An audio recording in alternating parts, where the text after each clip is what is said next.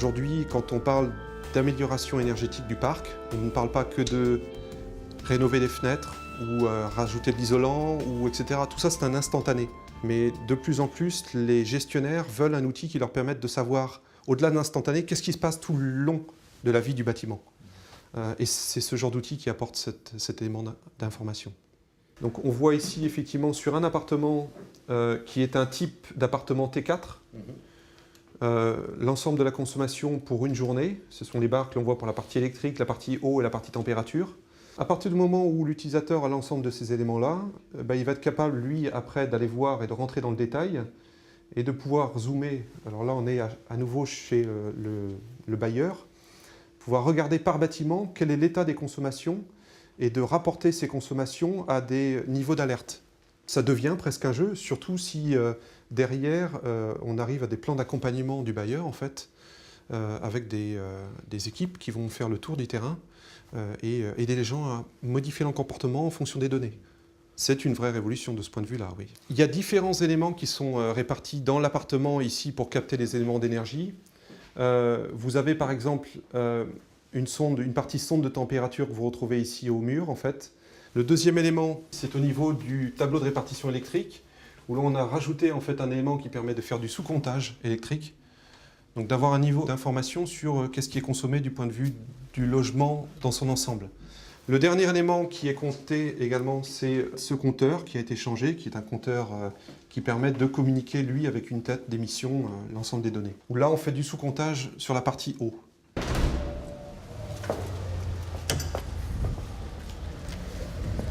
Bien, donc on va aller voir la partie concentration à l'immeuble.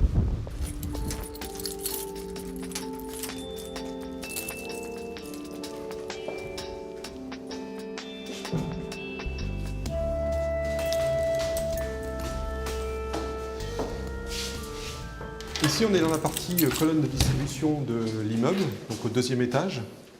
Et c'est à partir de cet endroit que l'on va collecter l'ensemble des informations qui viennent des différents compteurs et éléments de température présents dans les logements. Et ensuite les basculer sur la partie réseau fibre. Donc premier élément, ici on capte l'ensemble des compteurs présents dans les logements. Ensuite, on bascule ces données ici sur ce boîtier au réseau fibre. Et ensuite, on a une sortie fibre qui va ensuite être véhiculée dans le réseau et qui va repartir sur le point de concentration du quartier.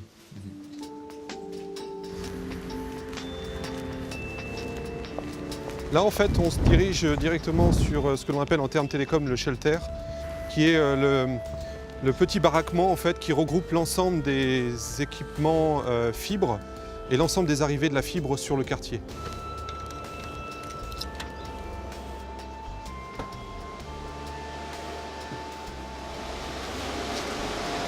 Donc ici, en fait, dans ces baies, vous avez l'ensemble du raccordement de l'ensemble des logements et les arrivées fibres. Certaines de ces fibres basculent sur des équipements que l'on a mis en place ici, qui permettent de faire le lien avec ma plateforme qui est hébergée au Mans.